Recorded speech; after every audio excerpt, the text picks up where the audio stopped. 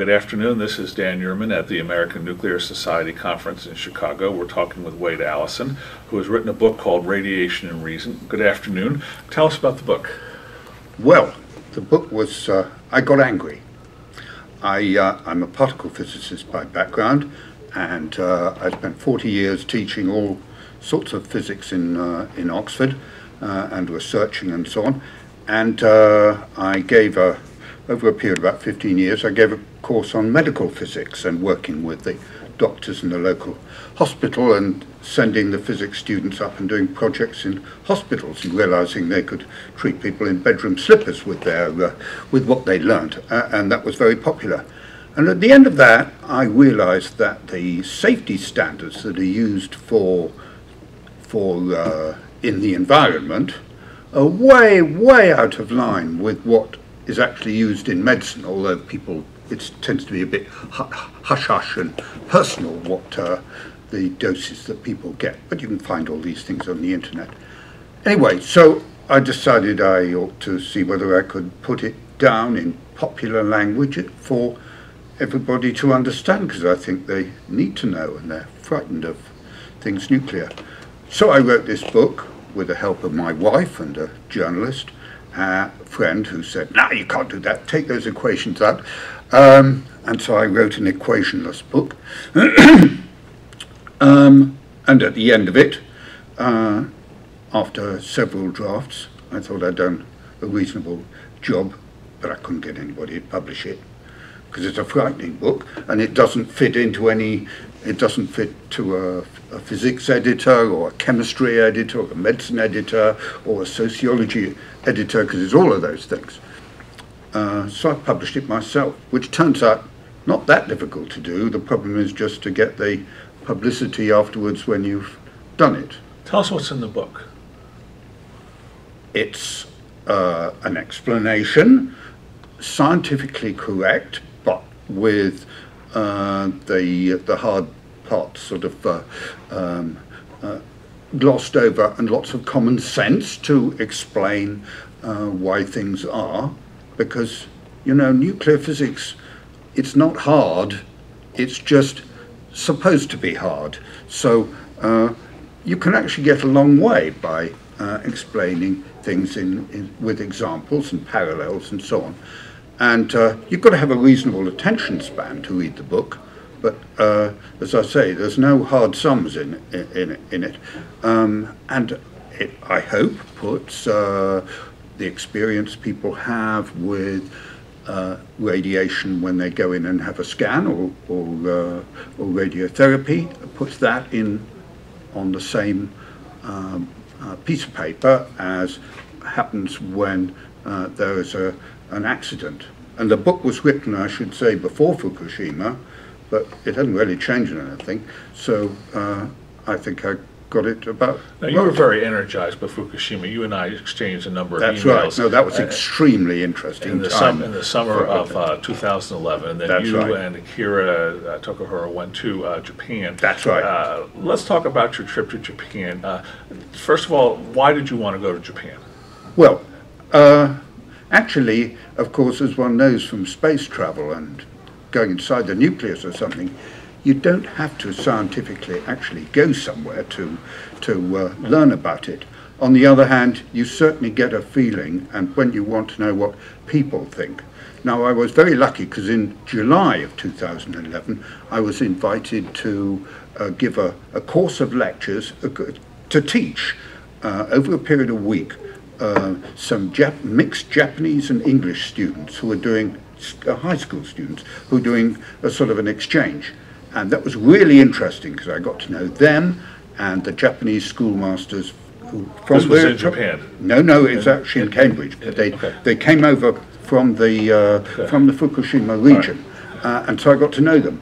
And so that when I went back with Akira, I'd actually got lots of people, schoolmasters, to get in touch with. They introduced us to the local doctors who had hands-on experience of all this sort of thing, and the community leaders and so on. So actually we had an extremely productive visit because of these contacts that I'd already built up.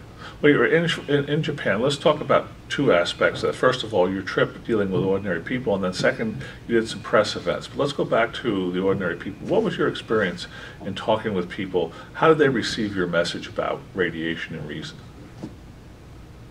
Well, it's very difficult because people's first reaction is fear and what they've been told, or rather they haven't been told, and they're worried, and they blame.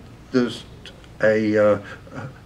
people look to whose fault it is when they don't understand something, and so you've got to get away from that, because this isn't really anybody's fault. It could have happened.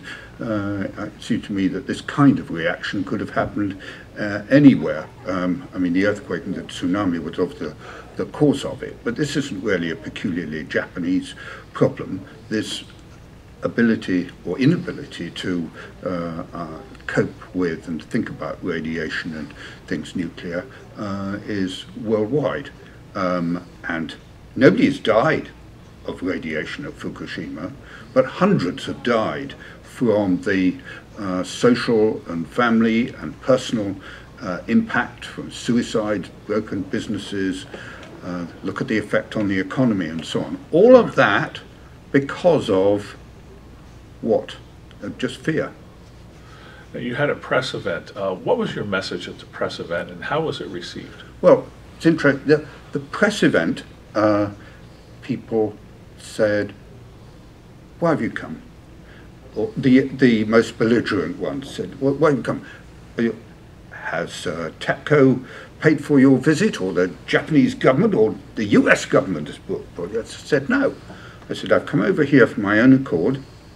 I said, "I've got 6 grandchildren, and I want them to live in a nuclear world, and that's why I'm here." And that wasn't what they were expecting to hear, I don't think. So after that, they were, I think they were more receptive, and the most productive thing was that a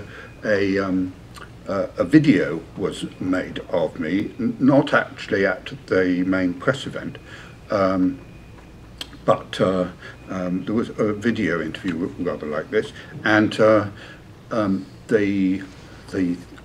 think it's been looked at by 11,000 people, which is not very many, I know, but of those who have given it a thumbs up and thumbs down, 3/4 like it, and so I'm very pleased with that. I mean, that mainly the people who are viewing that is in, Mr. Google tells me, are in Japan. So I think that was getting through. Would you like to go back to Japan and have more dialogue over there? That is perfectly possible, but I've also got my eyes on Germany, which is in a similar kind of situation, and I've got a big interview in Die Welt, which is one of their big newspapers, 10 days ago. And as a result of that, I've had 2 more requests for interviews and to write pieces and so on. So I may have got my foot in the door there, but anywhere where I mean, I've also been to Australia and lectured over there. People are much more receptive of things nuclear than the press, who are quite happy to make a good story out of these things. Actually, people are much more sensible than the press, than you'd think from the stories that you see in the press. So you think the press might have a role in creating unnecessary fears? Oh, certainly, yes. But I think they can also have a role in getting rid of them as well. So let's make enemies of them. We need them to get the good news out, because nobody's died, for goodness sake. Yeah. And nobody will. I mean, one of the things I do in lecture, take the figures from Hiroshima and Nagasaki and look at the number of people who had so and so much radiation at Fukushima, and they work out how many of them are likely to die in the next 50 years. And the answer is 1 in total. So maybe that's nothing, but what's next for your book or for your communication with the public? Well, I'm a teacher by inclination, and I want to teach people. And as I say, I want to see more nuclear power stations, and I don't want to see people frightened of them. Most importantly, these regulations, which were built up over the last 50 years as a result of the Cold War and radiation being used as a weapon in the nuclear arms race and so on, we've got to put that behind us. That radiation isn't a problem for the world. What the problems are socio-economic instability and climate change and food and water and population. That's where the trouble's coming from. And nuclear is nothing but positive on all of those grounds, and we need it. Thank you very much, Wade Allison. We've been talking with him here at the American Nuclear Society Conference in Chicago.